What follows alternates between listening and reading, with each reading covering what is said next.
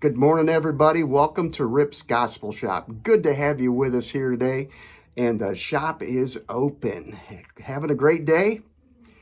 I want to just bring a little word of encouragement to you today, and it's based on Proverbs 16:9. It says, "Man charts his course, but God directs his steps." My question to you this morning is, how is your faith? And think about that for a minute. You can gauge your faith by what you say, how you think, and what you do. How is your faith in Jesus? How's your trust? How you doing with this? So, I ask you that question because it reminds me of some things that happened back in the Old Testament with Jacob. Jacob lays down and puts a pillow under his head for a rock. You know, I think Mike's pillow could learn a few things there. And he laid his head down on the pillow and he proceeded to have visions in the night the Lord gave him. And that vision was what we call Jacob's ladder, or when he saw the angels of heaven coming up and down out of heaven to earth. And they were, it was a message to Jacob that God is involved in his life in a basis in which he had not seen before. And he thought he was all alone. He thought his brother was going to kill him, and he just deserved the worst of the worst. And God shows him this vision. And when he woke up in the morning, he says to himself, "I did not know the Lord was in this place." And so, I ask you that this morning. Are you in a place where you're wondering what's going on? How did I get here?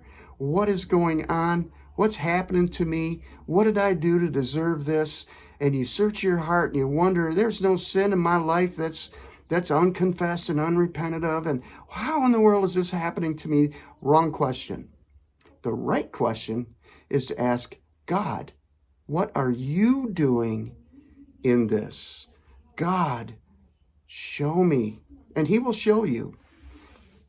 There's also the story of Elisha, and he was surrounded by a madman king that wanted to kill him. And his servant was going fearfully crazy. He goes out the door and he sees nothing but armies around him. And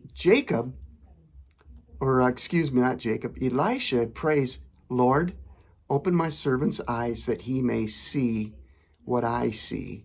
And so the Lord did. And immediately he saw the angels, the warring angels of heaven surrounding them. Now, that's a good thought.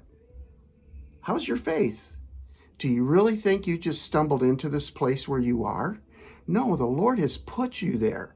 We are supposed to be surrounded. We are supposed to be in dark places. We are supposed to be proclaiming the gospel in these places and not wondering, but knowing and declaring and ministering, taking authority, binding and loosing. Now, there was an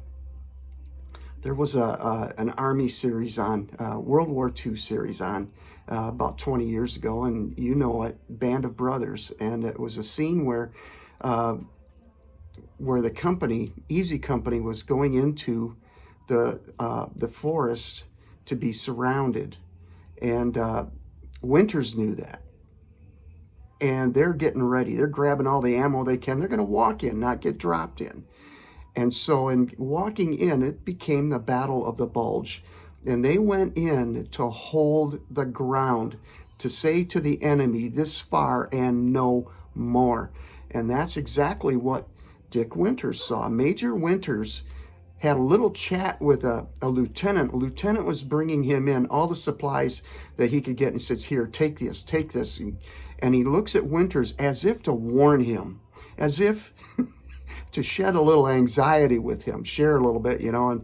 And this lieutenant looks at Winters and says, "I think you're going to be surrounded." And Winters' reply should be our reply. We are paratroopers. We're supposed to be surrounded. So the next time you wonder why you're in dark places, realize this. That's where you're supposed to be. Don't ask God, what am I doing here? What am I supposed to? What's happening? How did I get? No, ask the Lord this. What are you doing here? How's your faith? God bless you.